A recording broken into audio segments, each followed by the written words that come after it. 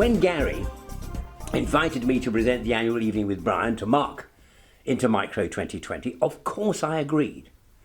It has run for approaching 40 years, and we cannot allow the apocalyptic events in America, the cataclysmic destruction of much of Chicago, the termination of international travel, and the outbreak of a global pandemic to break the thread.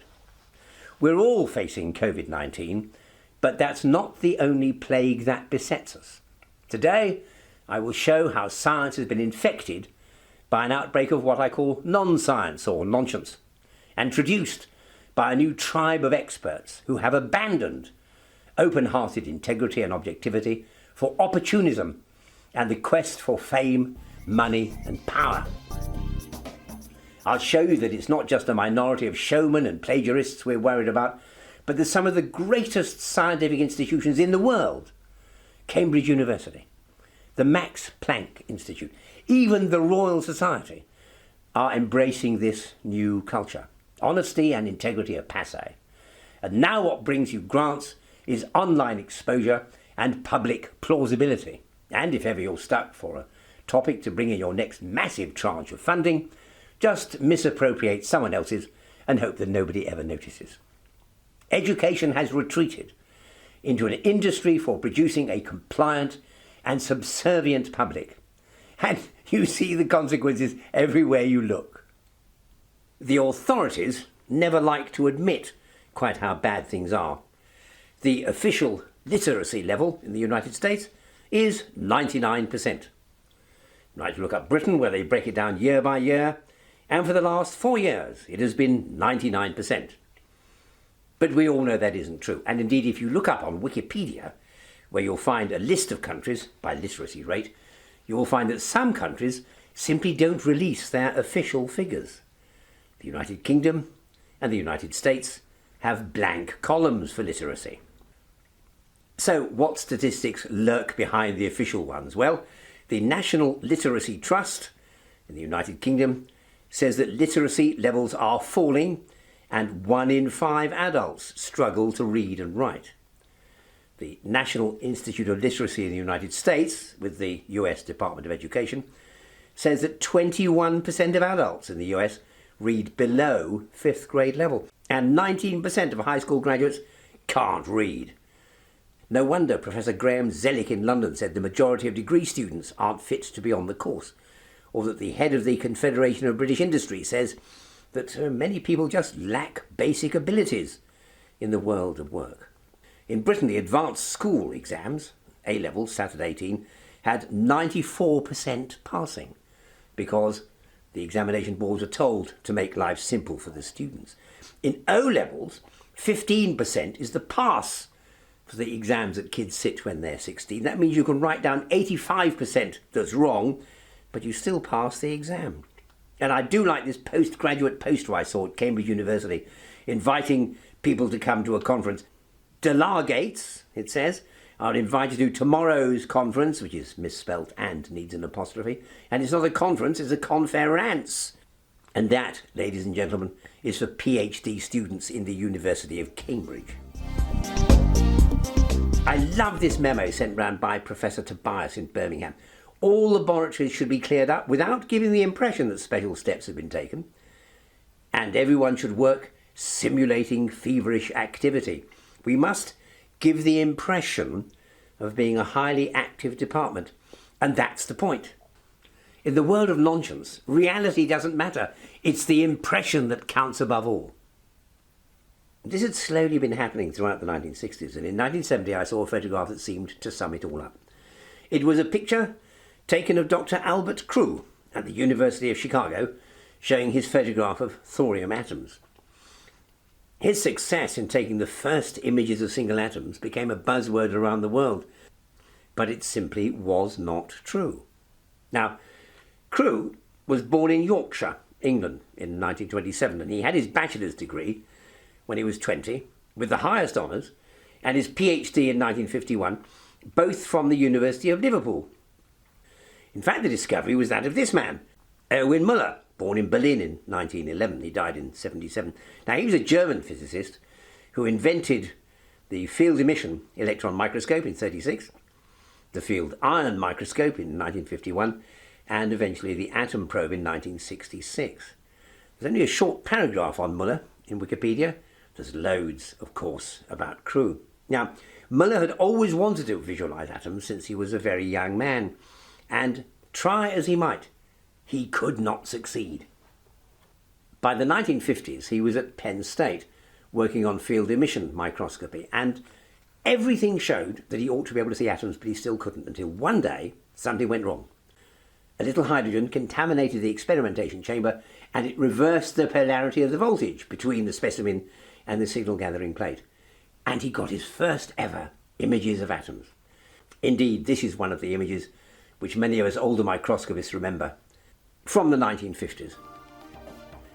So what was it about Crewe's picture that had him in newspapers all around the world? Well, it was because of something that the press release said.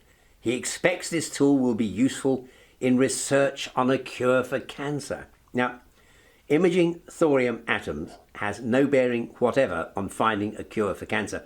But it suddenly struck me. That's what matters. The reality isn't important. Just make an extravagant claim and bingo, you're in all the papers. So I thought, a satire on science has to be written. And in 1971, it was published. The full title is Nonscience and the Pseudo-Transmogrification-Lific Egocentrified Reorientational Proclivities Inherently Intracorporated in Expertistical Cerebro-Intellectualized Redeploymentation, with special reference to quasi-notional fashionistic normativity, the indoctrinationalistic methodological modalities, and scalar socio-economic promulgationary improvementalizationalism, predelineated posito-tactically toward individualistified, mass acceptance gratificationalistic securi permanentalizationary professionism, or how to rule the world. Everybody wanted to review it. I can't show them all. There was another, for example, from the Sunday Times, which said this book would be hilarious if it weren't so horrifying. That was written by David Blundy, their Washington correspondent, who was eventually killed in El Salvador when reporting for the newspaper. Indeed, there's a journalism award in Blundy's name. The Scarborough Evening News said it was a bit of a frolic written by a young man for young men. Nature, rather kindly, which is another one I'm not showing, said that it was witty and I enjoyed playing with words and made him laugh. Now that is as good as it gets. The book was translated overseas and came out in Spanish.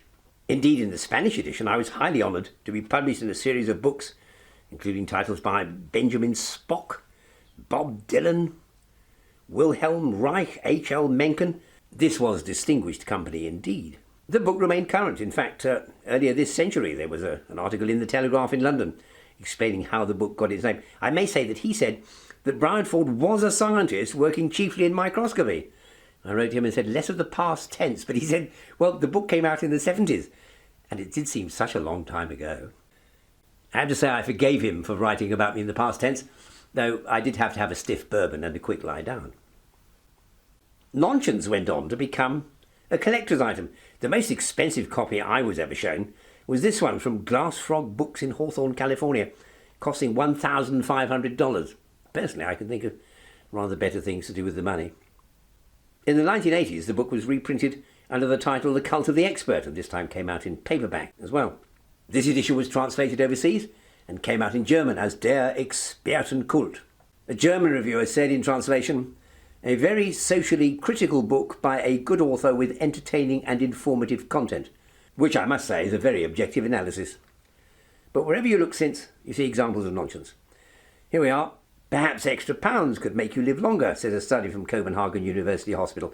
Definitely not, says the Karolinska Institute in Stockholm. Oh yes, you can, says the American Times survey. Being happy won't make you live longer, says Professor Richard Peto in a paper in The Lancet. Yes, it will, say proceedings of the National Academy of Sciences based on the Nurses' Health Study. No, absolutely not, says the UK Million Women Project. You can live longer with pessimism, says a paper by Frieda Lang of the American Psychological Association. No, say public health researchers at Boston University School of Medicine. No, you need more sleep, insists Matthew Walker of the University of California, Berkeley. You need to retire late, says the Health and Retirement Study at Oregon State University. No, you should retire early for the best results, insists the University of Amsterdam in the Journal of Health and Economics. Alcohol and coffee could be the key to living longer, says a study at the University of California at Irvine. No, you need less alcohol, says Amy Cook of the Association of Skilled Nursing Providers. No, regular alcohol is what you need, assures Maastricht University Medical Centre in the Netherlands. You also need more coffee, says the National Cancer Institute. And yet if you go to Spain, you'll find they still smoke cigarettes copiously in their bars and drink loads of alcohol, but on average live longer than many other countries. And why is that? The University of Washington has the answer: plenty of tapas and lots of sex. There is no point whatever in taking vitamin pills, says the American College of Cardiology. Oh yes, there is, says Britain's National Health Service's website. No, you definitely mustn't take them, says the University of Birmingham in the Annals of Internal Medicine. Ohio State University, publishing in Social, Psychological and Personality Science, insists that it's a good idea to be religious. If you go to Ireland, you better make sure that you're a Protestant. Raving is what helps you live longer, says a study. Yes, science insists that going to gigs is what will give you longevity. That's according to research published by Deakin University in Victoria, Australia, from a study at Goldsmiths, University of London. Babysitting your grandchildren is what matters, says the Bird in Aging study in Evolution and Human Behaviour. No, you must eat cheese, according to McMaster University in Canada, published in a medical journal. Walk faster is the answer, insists Tom Yates of the University of Leicester. You need a sense of purpose, says the University of Michigan after studying some 7,000 Americans, or indeed play tennis, says Peter Schnorr from the Copenhagen City Heart Study. And top of the charts for sheer craziness? You live longer if you smell other people's farts. I'm not joking. That was published in Medicinal Chemistry Communications, actually as a paper on mitochondrial survival influenced by H2S, hydrogen sulfide, though I noticed that the authors did nothing whatever to stop the burst of international publicity that they got as a result. So, to live a long life, you need to be a fat, happy, optimistic Protestant who sleeps a lot, retires young, consumes copious coffee and alcohol and cigarettes between bouts of enjoyable sex, swallows vitamins and cheese, takes the grandkids to gigs and concerts, and walks fast to the tennis courts with a sense of purpose. Or alternatively, a thin, pessimistic abstainer who never takes pills, works way past retirement age, stooping only to smell farts as you go, hoping that you don't get a slap in the face as a result. Or some subtle concatenation. The result of all this is that university degrees have almost entirely lost their value. Kids pay $100,000 to get one in Britain now, and yet everybody agrees the degree is not worth the money. An American site gives 5 good reasons why your new bachelor's degree is entirely worthless, and university students see them as pointless too. Within the space of a couple of generations, university degrees have gone from worthwhile to worthless. I was now aware that the original book was now 50 years old, and yet Albert Crewe was still being used to promote pointless research. The latest example was thorium as the answer to the world's energy woes. 2 Irish filmmakers, Frankie Fenton and Des Kelleher, want to raise $50,000, and this time Albert Crewe's research is being associated with clean energy. The press release explains that thorium could be used to generate large amounts of low-carbon electricity. Well, I suppose it's possible it may, but whether that's the case or not, it has nothing whatever to do with Albert Crewe's original demonstration of thorium atoms. Curtis Press were keen to reissue Nonscience, and I said, with updates, of course it could be. And so it appeared on their website. It soon had a page on its own. I just received the latest design of the book jacket, which is scheduled to come out in September, all being well. So much of what we think we know is false. So much of what kids are being taught is fiction. Now, the concept of fake news has been popularised by a leading American politician, of whom many of you may have heard. But it's well known to us who study nonsense. So here's a little test for you all. Which is fact and which is fantasy? The Amazon as the lungs of the world? The unicorn, well known to all of us? Single-use plastics poisoning our planet? Or the Large Hadron Collider bringing us new insights into physics? Crick and Watson's discovery of DNA? Darwin's unprecedented evolutionary theory? Or mermaids? Now, which of those is real and which of those is false? A couple obviously stand out, don't they? Yes, the unicorn and mermaids, because they are the only two founded in fact. All the rest are fiction. The Amazon has never been the lungs of the world, nor has any forest. As a tree decomposes at the end of its long life, It reabsorbs every atom of oxygen it once bequeathed to the atmosphere. Most of the plastic in the oceans is from seafarers. Single-use plastics are a potential valuable raw material. Once we pooped in the streets, but we learnt not to, unless it's really late and all the bars are closed, and we should simply stop throwing plastic away. The LHC bringing us new physics? No, all the measurements still agree with the predictions of the Standard Model. We've made no real progress at all. Crick and Watson? DNA was discovered in 1869 by the Swiss biochemist Friedrich Miescher. What Crick and Watson did was to work out the formula for DNA based on the results from Oxford and London. They did no research on DNA themselves.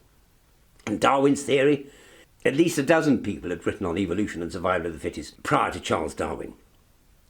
So the two that are real are the unicorn and mermaids. The unicorn was simply a misinterpretation of earlier travellers who saw the Asian rhinoceros. It was a beast about the size of a horse with a horn on its head. The drawing wasn't too bad if you come to think of it. And as for mermaids, well, they were founded on early sailors observing breastfeeding manatees, dugongs. Here is, in fact, the manatee whisperer, Melissa. Melissa is the one on the left. Everywhere you look now, there is plagiarism. It is carried out by medical students. It is rife in British schools and universities all over America. Student papers are being sold and essays are being bought by students anxious for success. Bryson Sassor was a black student accepted by St. John's University in New York who later claimed that school had falsified transcripts, they'd made up student accomplishments, and they mined the worst stereotypes of black America for an Ivy League university hungry for diversity. Plagiarists were once punished, but not anymore. Richard Adams, the education editor of The Guardian, on June the 15th, 2015, showed that 58,000 students have been investigated by UK universities in the previous 4 years. Of those, just 400 were rusticated. Plagiarism goes back to the earliest days in science. Let's have a look at this wonderful book, Micrographia, published by Robert Hooke in 1665. Inside were extraordinary, vivid engravings, like this portrayal of the housefly, Musca domestica. It looks almost as three-dimensional as a present-day scanning electron micrograph. This was the first book ever to survey the microscopical world, and as you turn its pages, you can see some of the vivid images with which Robert Hooke regaled his audience. The housefly and the housefly's eye, the compound eye showing quite clearly in this early engraving. Pictures of leaves, the underside of a stinging nettle leaf, mould and mildew, the wall screw moss, which I identify as funaria,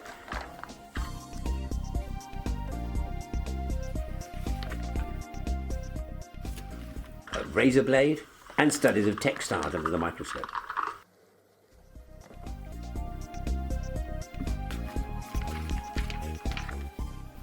And no sooner were they published than everyone jumped in to plagiarise. George Adams, in his 1771 book, Micrographia Illustrata, or The Microscope Explained, had many of Hooke's illustrations in his book. As we skim through the pages of Adams's book, the similarity is quite obvious. There is the head of the fly, the underside of the nettle, unmistakably copied from Hooke.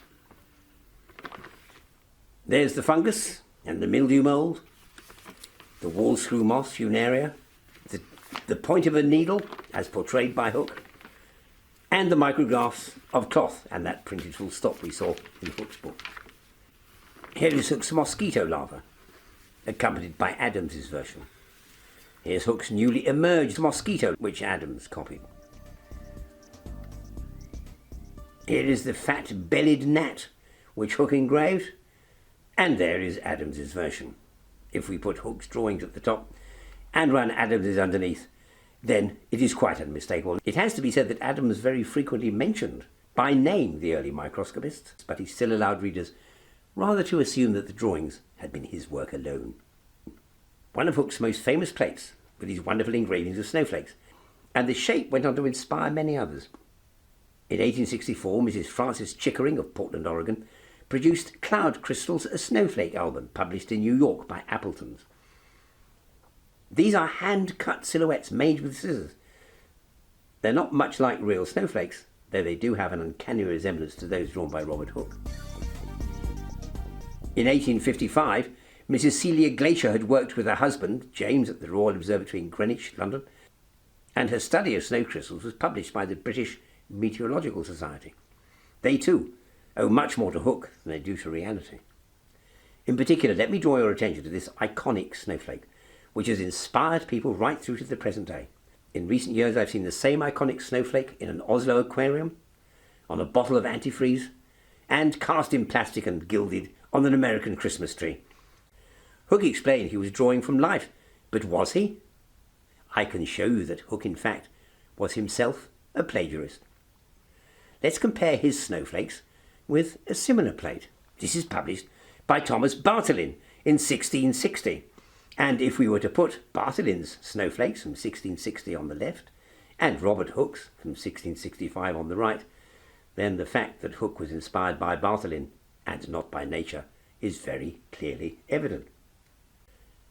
And to see modern plagiarism at its height, let me just briefly review for you my research onto Antony van Leeuwenhoek, the draper of Delft, the man who discovered the microbial world.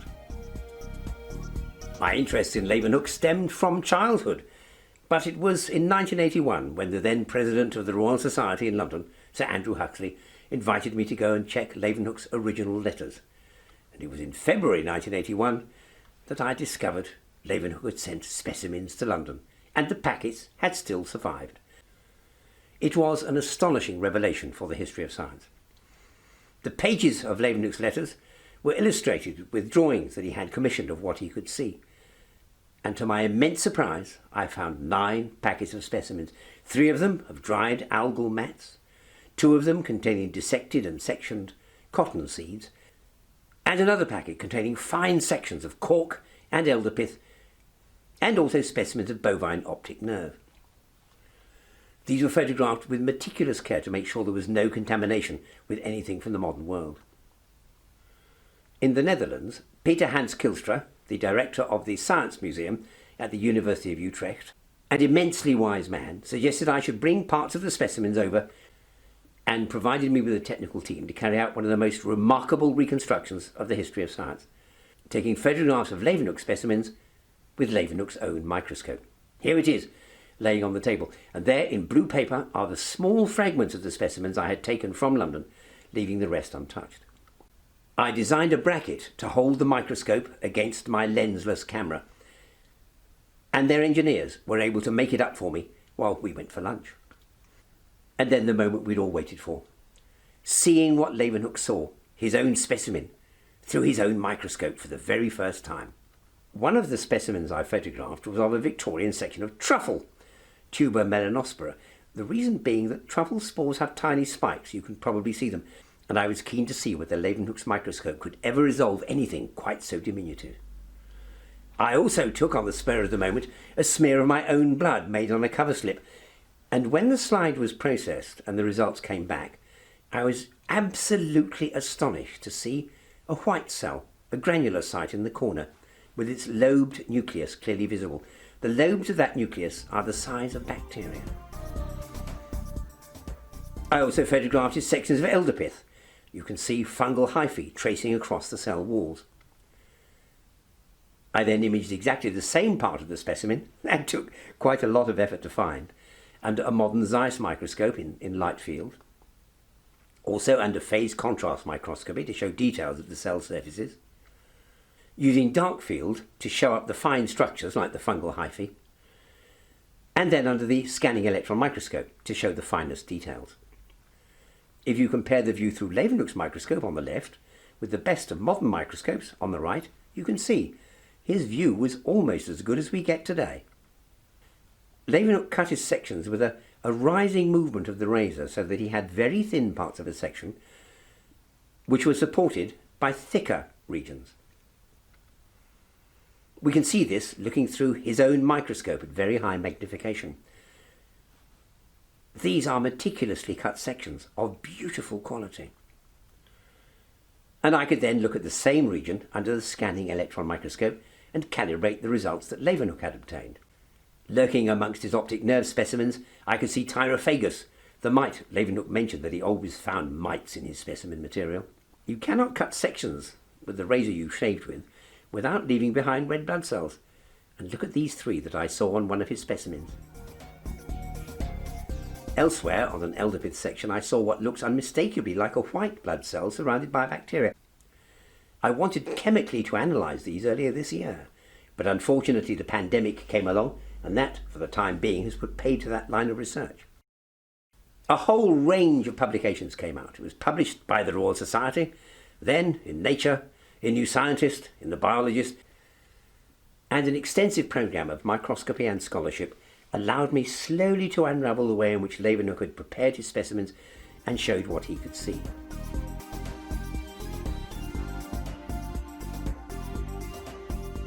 Culminating in presentations for the Royal Society and a major public lecture at the Natural History Museum in the centre of London.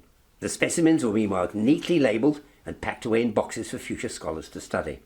So at the end of it all, I gave to the Royal Society specimens of the algae on the slides, specimens of the sections, wrapped carefully in blue paper, and the gold-coated scanning electron microscope specimens, so that sometimes in the future, scientists could use as yet unheard of analytical techniques to find out more.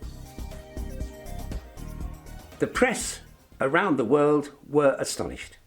As soon as the news came out, everybody was writing about it. Some of the journalists described it as being like Tutankhamun's tomb, only I had to say, an awful lot smaller.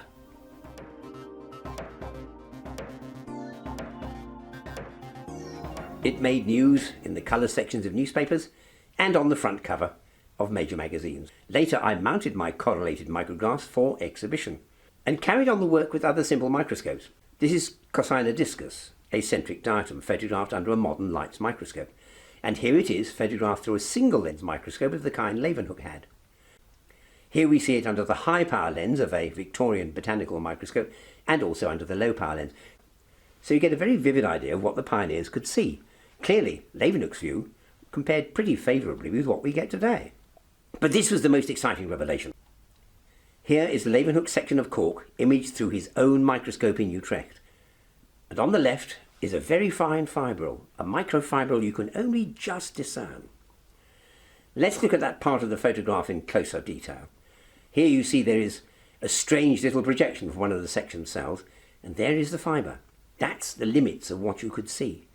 And so, after much diligence, I located the same cells in the stereoscan microscope at Cardiff University, and there again they were. The strange projection on the section cell and that little fibril. Calibrating it showed it was 0.8 microns in thickness. So Leeuwenhoek's microscope was within a factor of 4 of a present-day optical microscope. Scholars all around the world are fascinated by these revelations. In 1984, I spoke for the first time on Leeuwenhoek as an evening presentation at Intermicro in Chicago. That launched a trend which has continued to this day. Further research revealed so many aspects, which was presented both in papers and in lectures, and published by the Royal Society and by many other organisations around the world. It gave rise to chapters in books, and 10 years ago to a presentation at the Royal Society in London.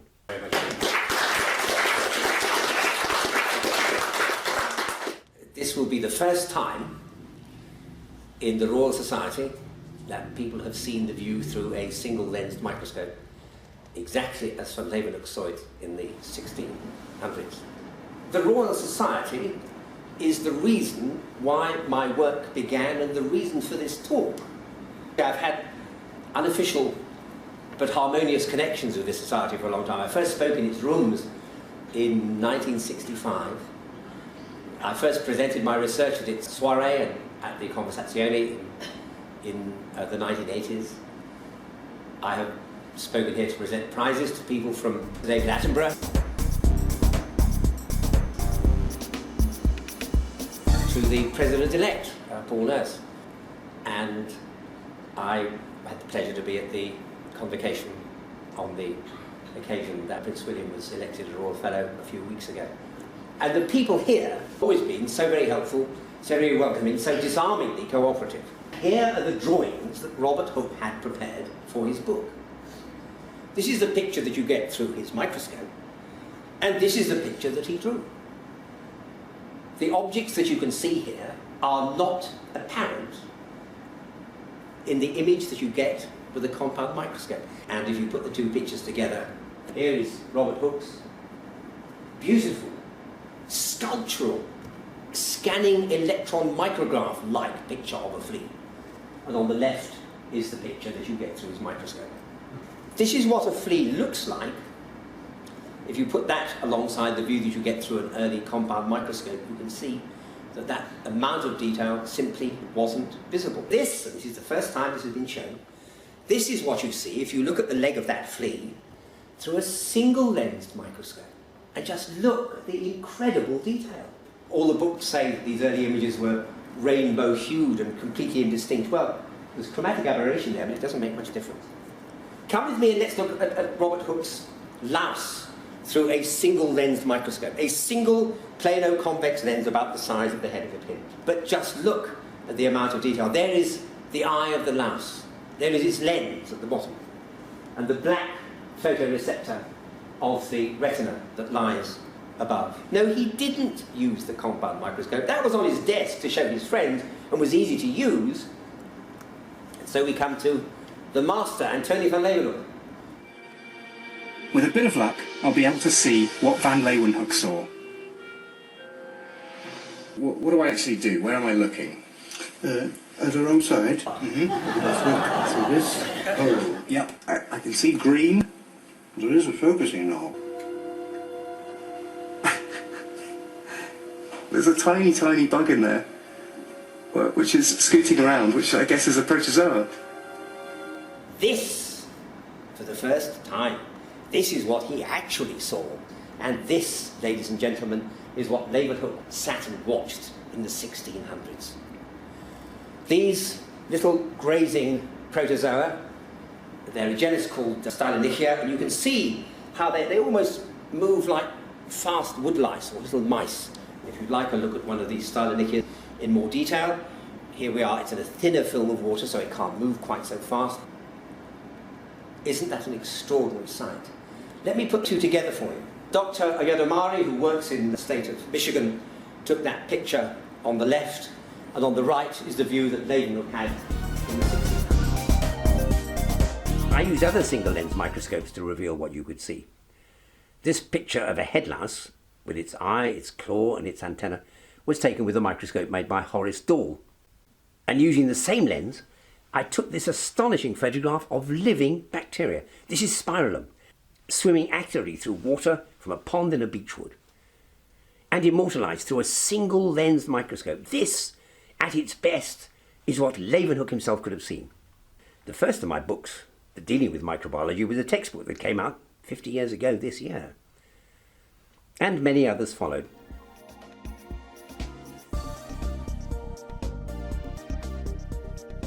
Some were translated into Japanese, for example, and they were available all around the world.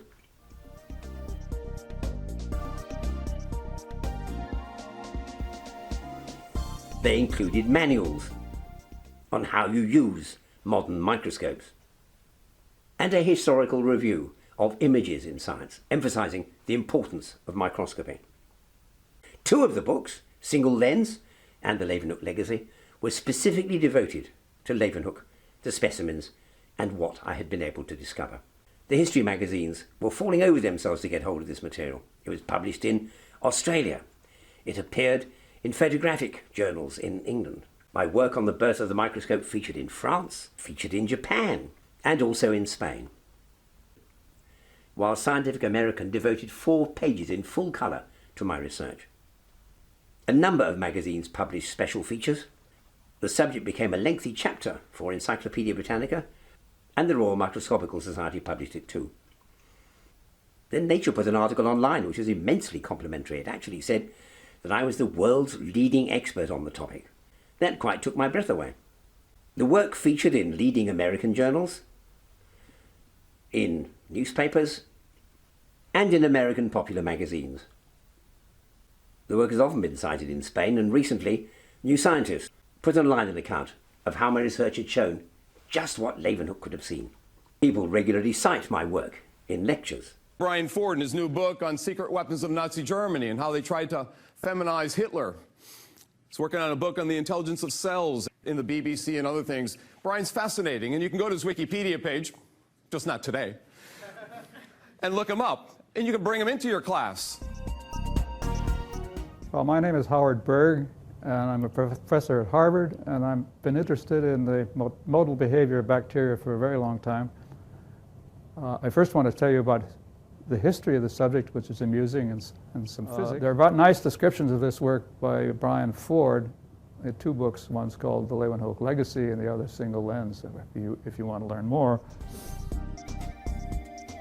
And in this paper, published recently by the Royal Society, which included a series of my photographs and generously added that it was only my galvanizing work that had resurrected the glory of the single-lens microscope. As he said, Ford photographed original specimens using one of his microscopes and demonstrated a remarkable resolution. Indeed, after this, there was little scope for disbelief.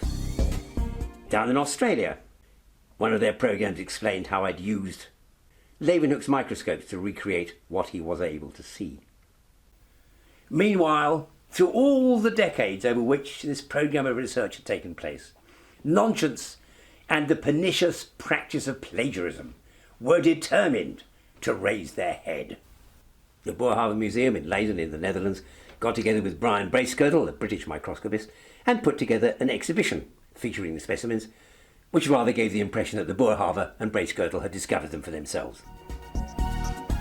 Pictures of the specimens appeared in their brochure, along with Bracegirdle's attempt to take a photomicrograph of the elder sections through Leeuwenhoek's original microscope. This is the result that he got. You may compare it with the earlier result we had obtained. This second attempt was not quite as successful. The English version of this was published under the title Beads of Glass. Bracegirdle and others insist that Leeuwenhoek often used beads of glass as lenses. He never did. They never used a bead of glass. It was always a biconvex lens. The Boerhaave Museum includes in its presentations one of my original photographs of the bovine optic nerve specimens without any acknowledgement. Getty Images has one of the early microscopes without any reference as to where it came from. The Linda Hall Library has one of my original photographs without any attribution. And indeed, Kelly Carrier's page on bacteria pays the microscope an enormous compliment. Here you have a whole section of different bacteria. In the top left is my epoch-making photograph of spiralum through a single-lens microscope, simply presented as a photograph of spiral bacteria. No suggestion that this is what you would have seen back in the 1600s. In Rio de Janeiro, Fernando Rossmann has reproduced my original photograph of blood cells, crediting it this time to the Utrecht University Museum. You'll find that historic spiral bacteria photograph on the Royal Society's page, where, rather immodestly you might think, they claim credit for it themselves. They also reproduce the award-winning blood smear photograph, along with a rather curious spelling of Leeuwenhoek's name.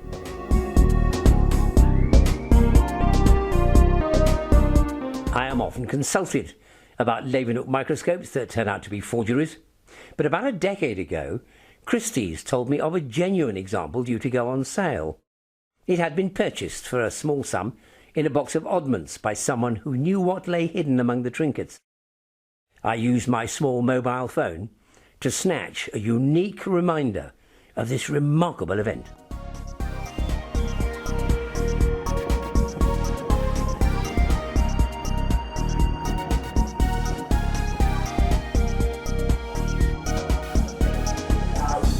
Lot number 88, soon for sale on the screen.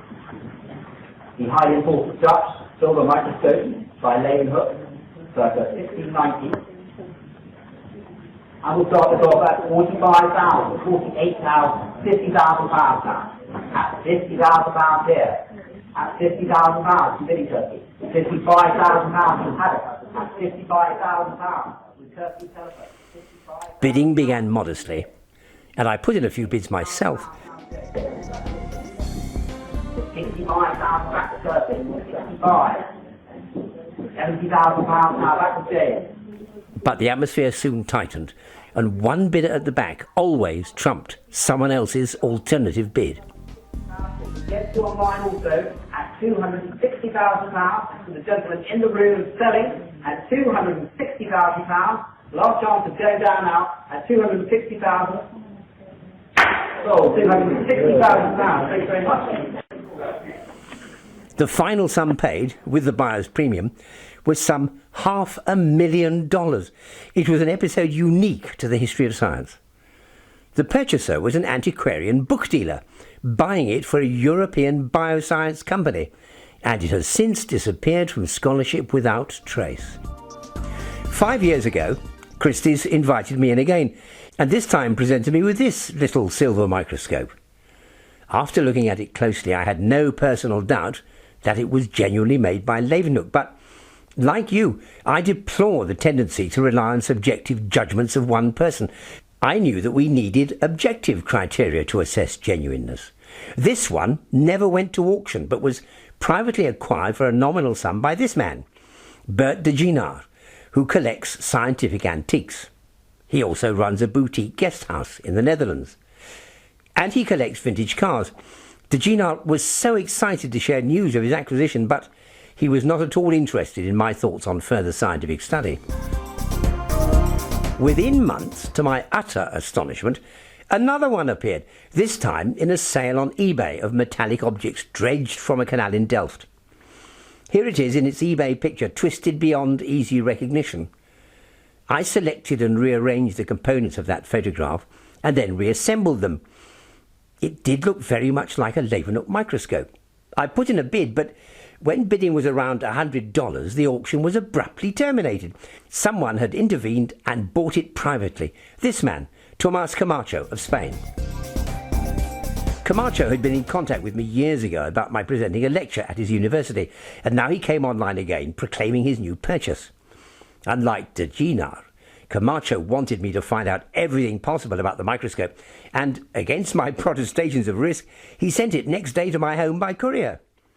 I responded with a preliminary report, and then, through the largesse of Richard Langford at the Cavendish in Cambridge, and the technical experience of J.J. Rickard, I was able to look at how the microscope had been manufactured. University of Cambridge, the Cavendish lab.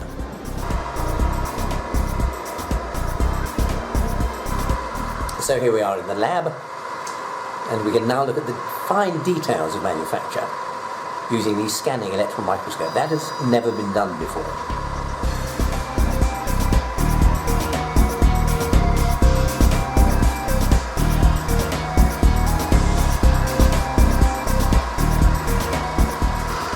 And thus we can get insights that we couldn't get in any other way. This research caught the eye of national television news. This is ITV News at 10. On eBay, it was listed as a weird drawing instrument, but one man just thought he might recognise it, bringing to an end his long quest for the holy grail of microscopes, and he was right. It did indeed belong to the father of microbiology, a 17th century Dutch scientist who discovered blood cells and bacteria. Our science correspondent Alok Jha has been taking a look. For more than 300 years, this piece of scientific history lay forgotten, lost at the bottom of a canal. Handmade in the 17th century by a Dutch scientist, Antony van Leeuwenhoek, it's one of the world's first high-powered microscopes. It was found in Delft in December last year and ended up for sale on eBay. Its importance unknown to the seller, who described it as a weird kind of drawing instrument. It was bought by a Spanish collector and is now in the hands of Brian Ford, a biologist who's spent his life searching for original Leeuwenhoek instruments. Historians of science thought, hang on a second, those little 3 holes in that handle, that's typical of a Leeuwenhoek microscope. And indeed, that's what it turned out to be. It was originally selling for $99 on eBay. It's probably now worth $250,000. Antony van Leeuwenhoek was a draper in Delft. He made more than 500 of his microscopes and became known as the father of microbiology. With a tiny glass lens, he saw everything from bacteria to blood cells for the very first time. This is the world Leeuwenhoek would have seen. These magnified images of pond water were made from a replica of one of his microscopes. Antony van Leeuwenhoek used this instrument and others like it to lay the groundwork for our modern understanding that every living thing is made from cells. And it's only taken 340 years to get from this instrument, which can magnify by 100 or so times, to this one behind me, which can magnify by millions of times. Leeuwenhoek's microscope showed people a world they'd never known. Biologists are still exploring that world today. Alok Jha, ITV News. Amazing stuff. That is tonight's ITV News. And in Camacho's hometown of Vigo, Spain, the microscope was honoured by a reception with the mayor, Abel Caballero, who had studied science at Cambridge himself. And so we're preparing now for the mayor to come, who was at Cambridge and has a scientific background, so he could at least understand it. The thing is, will they exhibit the microscope? It would cost them a lot to put it on, but I think they should. I think, oh, definitely. Well, keep fingers crossed and we'll see. Hello, do you speak English? My books have often been translated into Spanish, and I feature from time to time on their television programmes. So I was given a very warm welcome by everyone, and so, more to the point, was the microscope.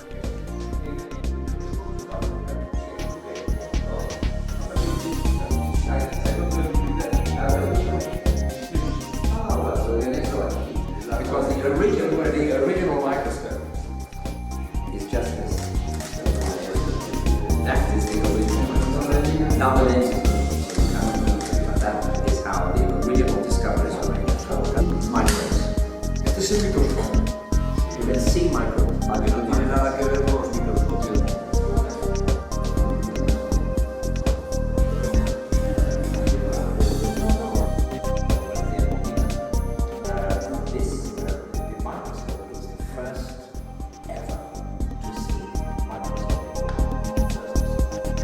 The event was reported on television. Microscopio de Anthony van Leeuwenhoek, el considerado padre de la microbiología. El evento, que tenía lugar en el Concello, contó con la presencia del doctor Brian Ford, experto en van Leeuwenhoek, que durante los últimos 4 meses ha estudiado el microscopio para comprobar. The investigations were published in Nature, and it featured extensively in the press. The detailed investigations have since been published in a number of papers and in lectures ranging from the Whipple in Cambridge to the National Science Centre in Singapore. The news was greeted differently at the Royal Society.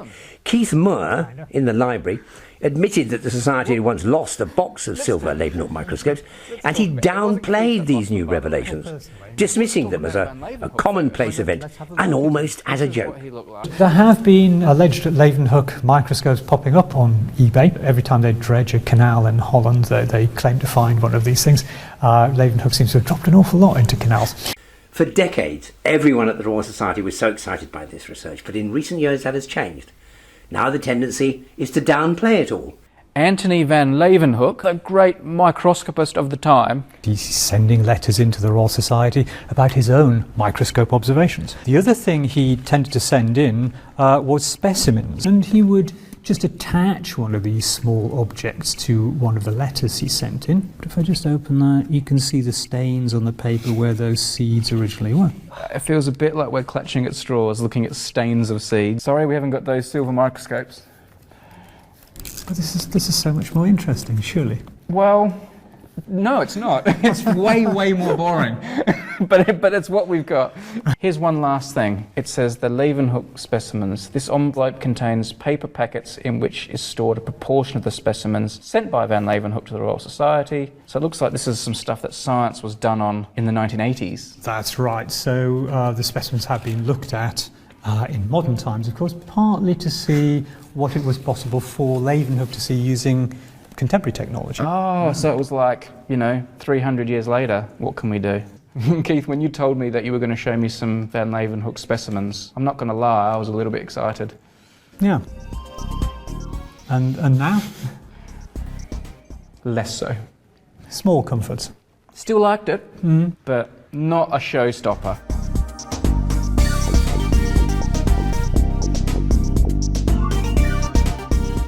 Brady Harron was talking to Keith Moore, the Royal Society's archivist. Let's have a look at a still frame from that video.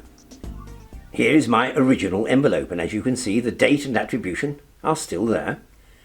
Also the fact that the specimens were left in their uncontaminated conditions. No one has taken any notice of that in recent years. Then suddenly, the spectre of Nonscience raised its ugly head. The Royal Society issued a press release claiming that they had reunited Leeuwenhoek Specimens with his microscope for the very first time. A report in Holland explained that the specimens by Antonie van Leeuwenhoek had been temporarily reunited in the Boerhaven Museum with one of his original microscopes. They wanted to find out what Leeuwenhoek had seen 350 years ago. Also involved was the Max Planck Institute. And their release said that in September 2019 these materials flew back across the North Sea for the opportunity for taking photographs through the original microscope. At Cambridge University, the Centre for Research in the Arts, Social Sciences and Humanities, the strangely named CRASH, as a witty friend of mine at Cambridge said, car crash would have been better, they published an identical account. The head of department says this just shows what can happen with European cooperation when you have the Royal Society, the Boerhaven Museum, the University of Cambridge and the Max Planck Institute. Yes, ladies and gentlemen, it takes international cooperation to do a major project like this. The crash statement emphasised that this was being done for the first time. This is one of the photographs that they say was taken through Leeuwenhoek's microscope, showing one of the dried algal films. When I'd examined these in 1981, I had done something Leeuwenhoek would have loved. I looked at the films under the scanning electron microscope. I then reconstituted the algae, this is Mugiotia, to bring them back to something like their lifelike appearance. I was able to identify the water fleas, this is probably Cymocephalus. I could see silvery frustules of the Desmid cosmarium. An almost lifelike rotifer, Trichocerca cristata. And a colony of the cyanophyte alga, Anabina. The photograph of cork, said to be taken through Leeuwenhoek's microscope, though it doesn't have any chromatic aberration, which is rather odd, was taken by Wim van Egmond. This is the photograph of cork I'd taken at Utrecht. In certain respects, it's almost as good as a micrograph taken through a present-day microscope. You can see the difference if we compare the two. This, again without chromatic aberration, is their photograph of elder. Here you will recall is the photograph we had taken earlier. And if you put the two together, you can see just how vivid Leeuwenhoek's view could have been. So how does this all compare with the research that was done before? A look through our archives will provide the answer.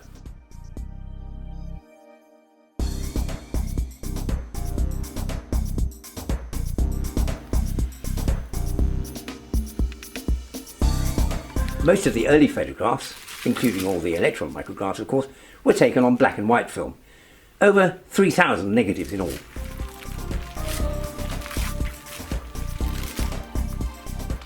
Of course, the only way in which we can do real justice to showing what the pioneering microscopists could actually see is through the use of high-resolution colour.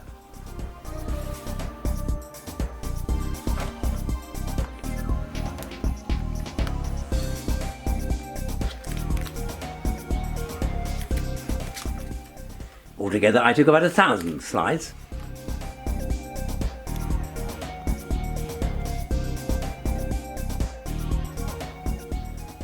All, of course, at higher resolution than modern digital systems can ever manage.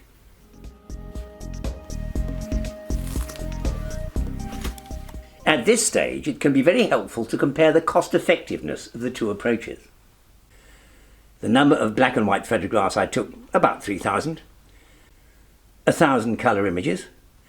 I later took over 100 video sequences with single-lens microscopes, running to a total of some 600 minutes. The number of personal publications on this research is so far 236, whilst the total bibliography exceeds 400 publications. There have been 2 new books and, well, I don't know, certainly more than 10 lectures. Look at the Royal Society's endeavour and, well, I don't know how many black and white photos they took, probably none. They may have taken 20 or so digital colour images and a few video sequences. I would guess the running length of their video micrographs is, I don't know, 5 or 6 minutes, perhaps a little longer. I don't know how many personal papers they've published. I think there have been 2. and their overall bibliography is unknown, but it might be, I don't know, 5. They haven't published any new books, and there was a workshop at Cambridge which might have involved a lecture. My total budget was $30,000. Their project was the major part of a programme with $1 million in funding. Now, of course, you can't take those figures seriously, they're only guesstimates, but they do suggest that I did about 300 times as much work at 1/30th of the cost.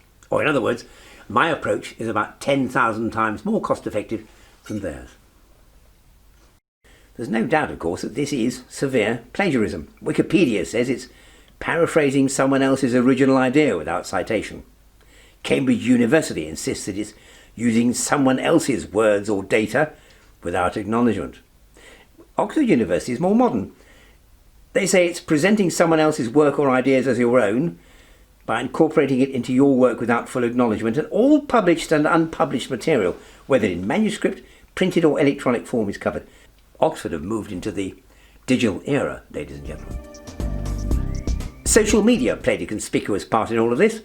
It was all over Facebook, including some rather upsetting images to emphasise that those uncontaminated specimens were uncontaminated no more. This wasn't just the carelessness of a postgrad.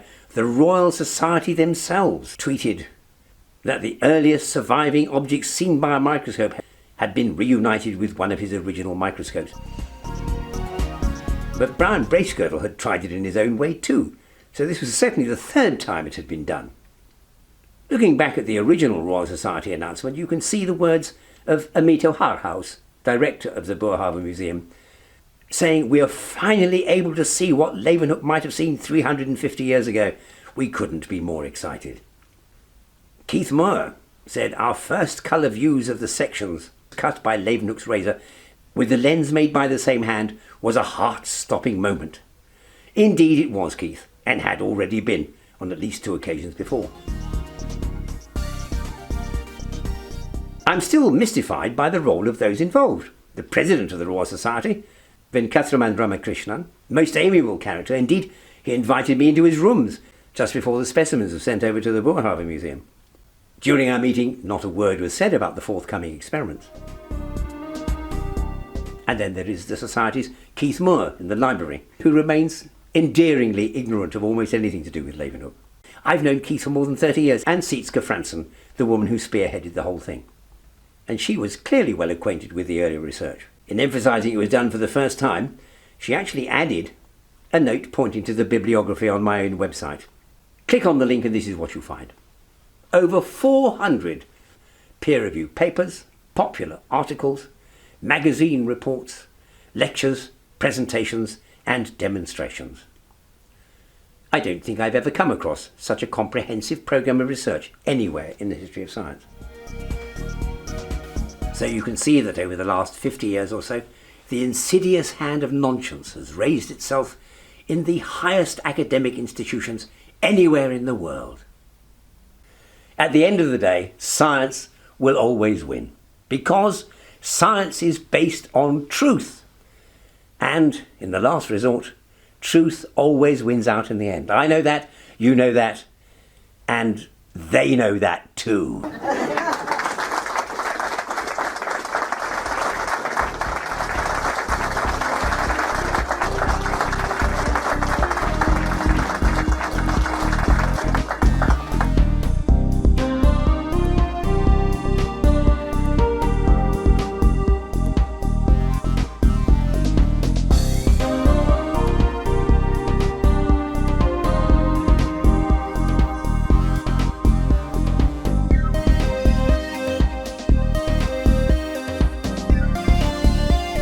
So you see in the last 50 years or so,